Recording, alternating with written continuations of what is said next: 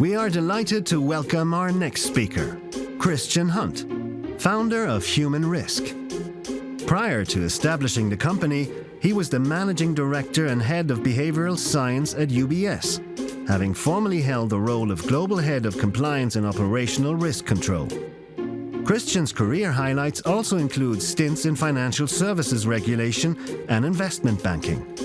Currently, he is also a member of the Global Association of Applied Behavioral Scientists, in addition to producing the HumanRisk podcast. He is of the opinion that to succeed in the fields of compliance and ethics will require us to be good at two sciences: behavioral science and data science.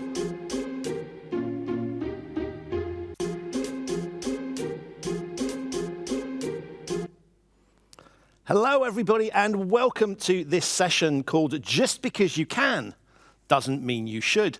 And what I want to do today is to ask a very obvious and potentially controversial question, which is we're at a conference that is talking about ethics and compliance. But what does ethics have to do with compliance? After all, ethics is all about what is right, and compliance is all about what is permitted. What do those two things have in common? And when we think about how we individually approach ethics and compliance, we really think that ethics comes from within. Ethics is something that we are born with, that we are taught at home. Compliance is something that is imposed on us. Ethics is intrinsic, it comes from within. Compliance is extrinsic. And the analogy I like to use is thinking about lunch at school. Ethics is a little bit like the lunch that you get brought from home. You pack it, you know what's in it, you have some elements of decision making. Compliance is a little bit like the lunch they feed you. You don't really have a choice. It is imposed on you.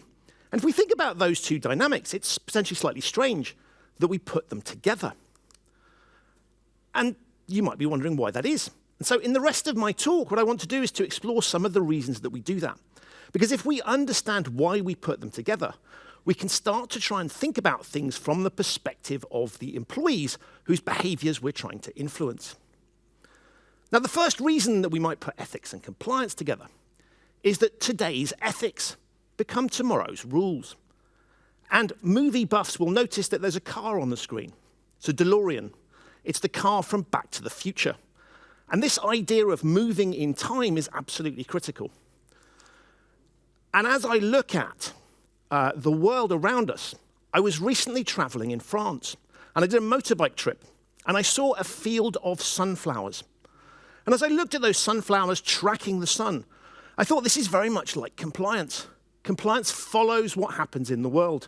And as I looked through the mirror, I could see this field of sunflowers behind me. And I thought to myself, that is how compliance operates. Compliance is very backward-looking, whereas ethics is very forward-looking. And if we want to ride our motorbikes or drive our cars successfully, we need to be looking forward and not in the rearview mirror. Regulation reflects the unethical road already traveled. And there's a really good example of that. We're coming to you live from Munich. 1516 saw something called the Reinheitsgebot, the purity order. It's the rules about what you can and can't put into beer, or rather what you can, very specific instructions. It's still valid today. And that's an illustration of something that was ethical. Lots of people were putting funny things into beer. And so they created a rule that basically said you can only put these things in. Ethics became compliance. And the second reason that we might want to think about the two things together is that there are elements of both in each of the other. So within compliance, there are ethical components. We need to think about what we should be doing to encourage our employees to do the right things. Lots of things that we can technically do. We can technically spy on everything they do. But should we? We can issue all sorts of instructions. The employment contracts that we give them allows us to do lots of things. But is that the right answer? There is an ethical element to ensuring compliance. But equally, there is a compliance element to ensuring ethics. Because after all, when we think about ethics as a broad set of principles, what we need to do is to ensure that we codify that for people. We can't expect them to work it out for themselves.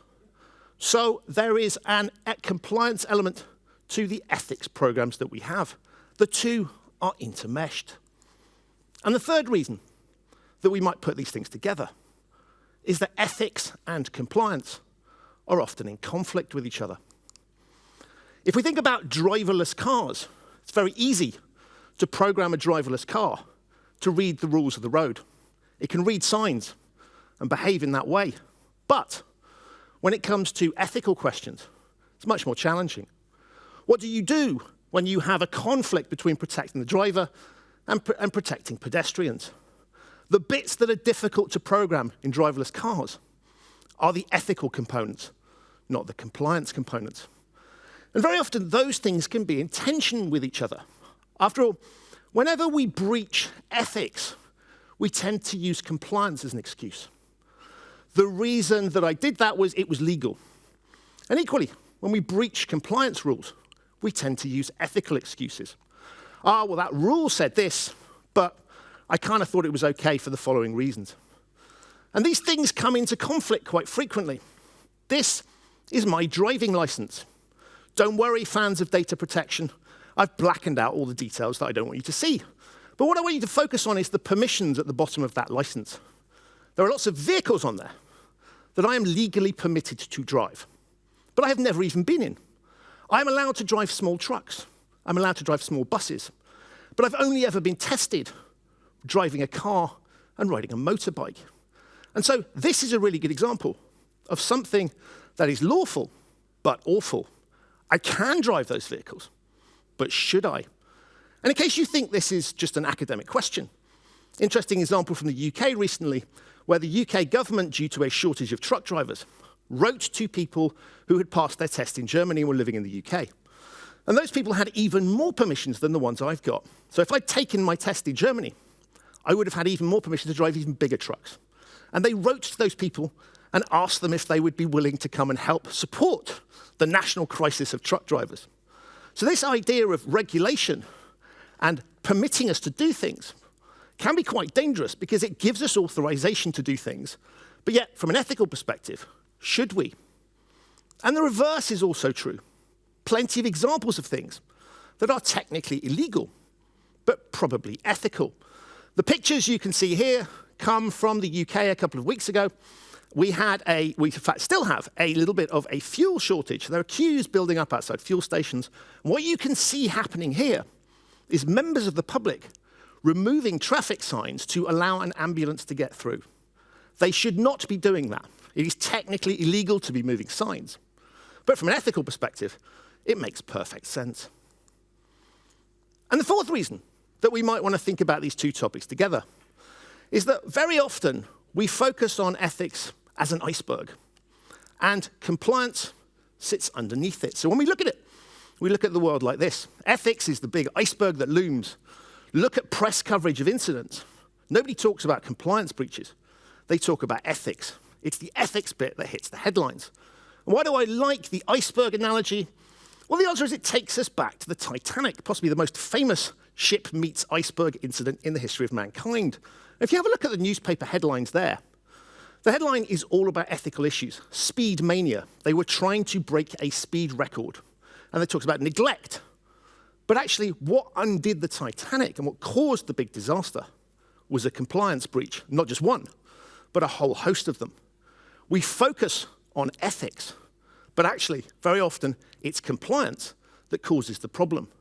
And if we don't look at those two things together and think about them, we're going to face all sorts of challenges. We tend to focus on ethical because it's a better story, but compliance poses equal amounts of challenge.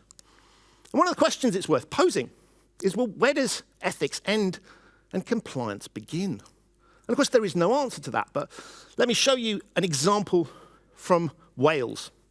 It's a simple situation where they have built a path and they would like people to walk down that path, and yet we can see that the humans there have decided they're not going to do that. They've decided they want to cut across the shortcut. And so a sign has been erected to try and encourage those humans to behave in the right way. And it says, please use the purpose-built paved path. Very polite with the word please. But we can see that there's a strong likelihood that people won't be following the path. People will be doing what they want to do. And the question here is, how much authority does the local council have to be able to do that? It's a compliance exercise. but it's wrapped up in a whole host of ethical questions. And if we want to understand these issues, we need to be thinking about those things together, focusing very much on both the compliance element and the ethics element. You cannot disaggregate the two. We don't walk around in the world suddenly recognizing we have an ethical moment and suddenly having a compliance moment. They both sit together. And that's why I prefer to focus on things together. I talk about HumanRisk. It's the name of my company, but it's also the way I look at the world. Because when we talk about compliance and ethics, we're talking about technical things. We spend our time as professionals thinking about the difference between the two. But the average person doesn't. And when I look at the totality of the challenge of influencing human behavior, we're really looking at a range of activities. And it's not just down to us in risk and compliance. It's HR, it's audit, it's security, it's information security that also have these tasks of influencing employees. And they will also be operating on an ethical and a compliance basis from time to time. So we need to think about this in its totality. And my final point, and this is very apt coming to you from the city of BMW, is that I think we need to think about this a bit more like car manufacturers. When they design their cars and they produce the manuals that we use, the driver's manual, they look at the world through the perspective of the driver. They do not give you the engineering manual. They give you something that allows you to be able to drive the car. You don't need to understand what's happening underneath the bonnet. That's the job of the mechanics and the engineers. And the critical thing, I think, for all of us is that as we talk about compliance and ethics, that's helpful for us in analyzing the problem. But when we talk to employees, we need to talk to them in their language. We need to talk about things they recognize. And that distinction between ethics and compliance might not be something they recognize. If you enjoyed this presentation, I have a newsletter. You can just take a picture of the screen with your smartphone. That will take you to that. Please also do feel free to connect with me on LinkedIn. But most importantly, as Tanya said in her intro, we're here to answer your questions. So I wonder what questions we've been asked, Tanya.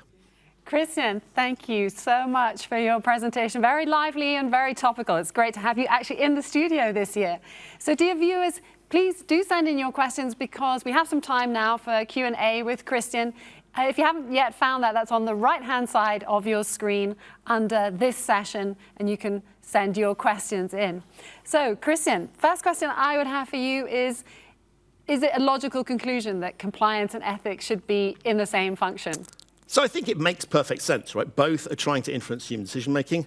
That said, lots of companies treat them separately, and I think that you can make arguments both ways. My point isn't that you have to have one function that does both, but they need to talk to each other.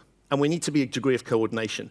If you've just got an ethics function that isn't aware of what the compliance function is doing and vice versa, that's going to cause problems. Okay, let's see if we've got some questions from the viewers. So Josie Kasdorp, hello. Can you share the research that ethical companies perform better? So I think this is a question for Achim, who mentioned it in his presentation, but we can absolutely get hold of that. And there is a lot of it out there. And I think it's interesting, actually, when we think about ethics, why is that likely to be the case? Well, people are more comfortable working for a company that they can talk about proudly. People know when we're being unethical. And so I think to a certain extent, it's a statement of the obvious, but there's definitely research out there that we can share with people. Okay, you talked a little bit about helping employees at the end. What other ideas would you like to share about helping employees? So I think the key thing is we spend a lot of time and effort when we talk to customers, making their experience easy. You know, you wouldn't put customers through bureaucratic hell if you wanted to keep them. And yet when it comes to employees, we take a slightly different approach. We very often don't think about things from their perspective. We assume that because we're employing them, we can just tell them what to do. Legally correct, practically slightly flawed. And if we want to get the most out of people and really allow them to be themselves, and we want them to encourage them to whistleblow and do all the things that we want, we've got to work with them. And that involves, I think, recognizing that, of course, we can tell them what to do. But if we keep doing that, we're going to get some interesting challenges because we're not working with them, we're working against them. Okay. Another question for you. How do you think regulators would react to your presentation today? So look, regulators focusing much more on ethics than ever before. They're interested in, have you got a sustainable business model? If you are being regulated, there is clearly something you're doing that's significant from a societal perspective. Otherwise, you wouldn't have a regulator. And so they want to know that people doing that significant thing are here for the long haul. You want sustainable businesses. And so as I look at it, we're seeing more and more regulators focusing on this ethical topic and saying, how are you managing this and how are you thinking about it? So if your business is operating on an ethical basis, it doesn't help the regulators. So there's going to be much more emphasis, I think, on that going forward. Okay, let's see. Oh, we've got another question from a viewer. Thank you very much. Yvonne Hilst asks, how do you best marry varying cultural ethical standards across a multinational organization? I love that question Yeah. because the start point of the question is not every country is the same, not every culture is the same, and even within the same country you can have differences. So I think the start point is to recognize that. I think if you don't recognize that dynamic, you're going to start building things, and we see lots of multinationals do this. The head office dictates policy, and that then gets fed around the world. You need to take those local inputs, and what's right from an ethical perspective in one country might not be in another. You know, one person's bribe is another person's backsheesh or facilitation payment.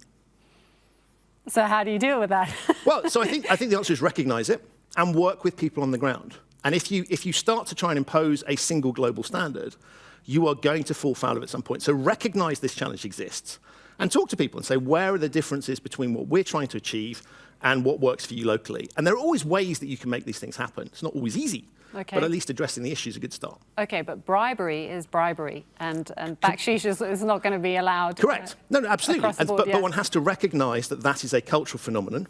And the argument for something like backsheesh is that it is about spreading wealth around society. So there is, at its core, a really good reason for this thing to exist. Now, it is abused in certain circumstances, and you're right, global laws apply.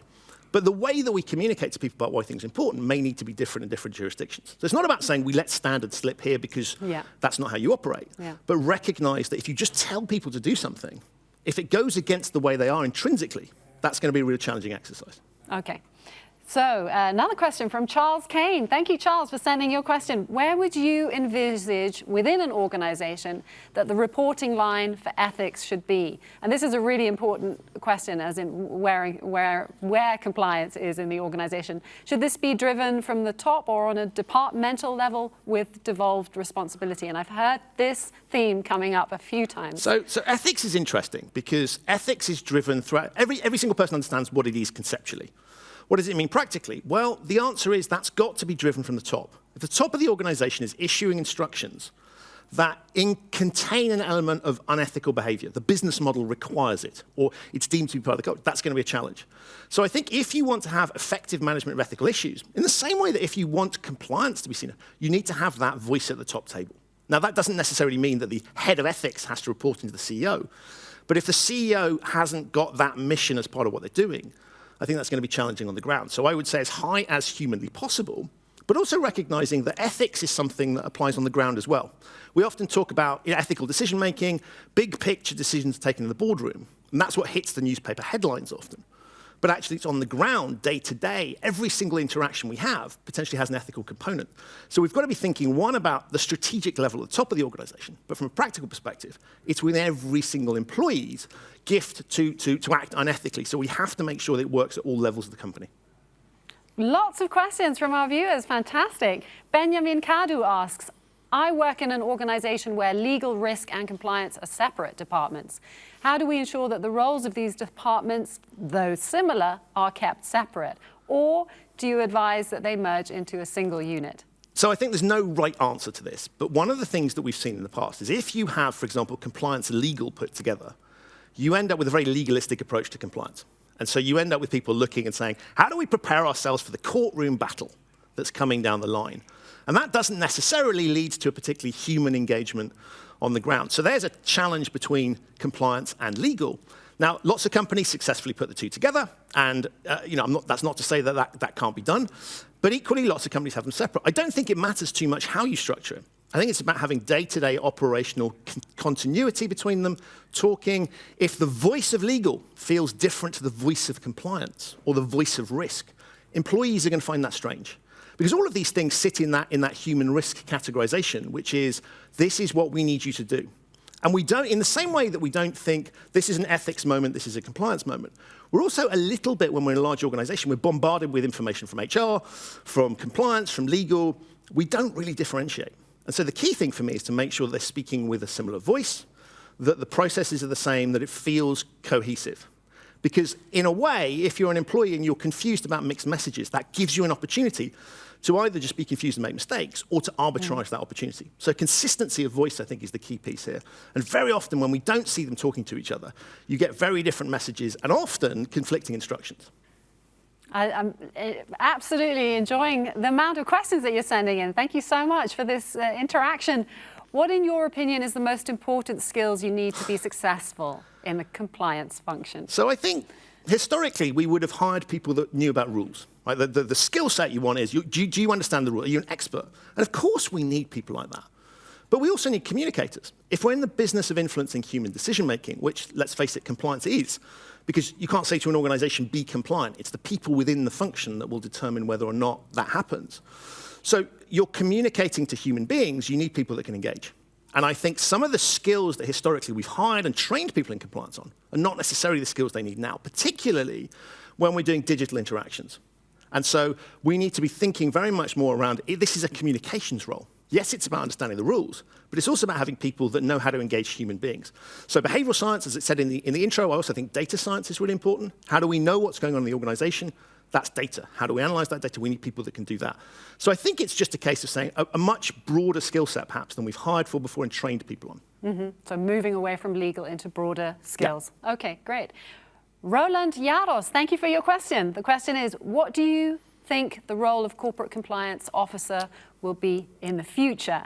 Will this role be more regulated by EU legislation, especially as regards its independency? So I think it's really interesting. I hate the word compliance, by the way. I should always say to people, not the function, not the people within it, not the mission, but the brand. Because it screams bureaucratic, tedious. Nobody gets excited when they receive an email saying compliance update or compliance training. So I think we need to look at this thing and saying, how can we communicate more effectively? And I think regulators are changing their view on it, very much recognizing that when we've looked at historic models where regulator issues instructions, compliance department issues instructions, and responsibilities effectively deferred to the employee. There's a recognition now, I think, that organizations have to work with their employees and take accountability for what's happening on their watch. And so I think that structure is changing. We're going to see a lot more, I think, interventionist approaches by regulator. But also, we're going to see a lot more accountability regimes. We're seeing it in financial services. Senior people are going to have to know what's going on within their world. And so this excuse of, I didn't realize, it was in a foreign office, we've outsourced that, all of those things falling away, because I think we recognize that if you are running a company, you're responsible for it, regardless of whether you can see. So how do you get that visibility? Well, the answer is data. How can you influence the people that you're not necessarily sitting in front of? The answer is behavior. Think behaviorally, but how can I get into these people's minds and support them in what they're trying to do? Okay. Next question from Oh dear, I'll try and pronounce the name. Muzil Kayum Kairat, thank you for your question. The question is, not a lot of companies adopt behavioral science, which is your main point, in assessing risks in ethics and compliance. Are we seeing this science being adopted in the future, and how fast? I desperately want us to adopt this science, because I think that's what the job is. If we want to get individuals to comply, we need to understand what drives human decision-making. And so very often, the historic compliance models have worked on a presumption, which is, for example, I will send you on a training course and you will then know what to do. That's theoretically correct. But if you sent someone on a training course 6 months ago and they've forgotten it, or it's a theoretical training course that doesn't cover the practical realities, then that individual is not equipped to deal with it. And we're very good in compliance at measuring inputs. We look at how many people have attended a training course, how many hours we've spent doing something, how many policies we've got. That is not measuring effectiveness. That's measuring the inputs that go in. It's not measuring the outputs that come out. And so that's the big shift to me, is to think about these things and saying, we're dealing with humans here. Humans are not robots. We can't program them in the same way. And so let's be thinking a little bit more cleverly about how we do that. If we start to think in those terms, we broaden the toolkit. Suddenly, all sorts of things like techniques used by advertisers, techniques used by transport authorities to achieve the same end of getting people to behave in a particular way can suddenly enter your lexicon and your toolkit, and you've got a lot more options. Okay, I saw another question that's just popped up again, and here, Roma Roquette, thank you for your question. Any hint on introducing the policies in a historically ethical company, but with no written standards? It's tough. And the challenge, I think, with ethics is if you try and codify ethics, what you end up with is you will write things down that potentially don't cover all scenarios. And so we like this idea of do good. Achim mentioned Google's do no evil. It sounds great, and we all understand it intuitively. But of course, in practical terms, what does that mean? What's evil? What's no? It gets a little bit more difficult. So our natural tendency with a compliance mindset is to say, let's codify this stuff. Let's make sure that we've got it so that people know what to do. That works brilliantly in an environment that's not changing. And it works fantastically in the physical world, where physics remains constant. If you think about society and the shifts we've got nowadays, lots of changes happening where a rule that made sense 6 months ago even potentially may not make sense now. So we're trying to codify something that's not really codifiable. And that's quite a big challenge. So one of the reasons companies tend not to codify ethics is because it's really hard. So let's not try and do that. But of course, people need guidance and help. So we're balancing a very delicate act. And the reason I wanted to focus on this compliance versus ethics thing is that compliance is all about codification historically. And ethics is all about sort of principles. Bringing those two things together is quite interesting, but also quite challenging. Okay. That's it, I think, for the questions for today. Christian, thank you so much for being here. You'll be here tomorrow at the end of the day with a closing session. You're leading the panel discussion on the psychology of whistleblowing, so I'm really looking forward to that. Enjoy your stay in Munich and the rest of the ECEC. Thank you so much. Thanks, Christian.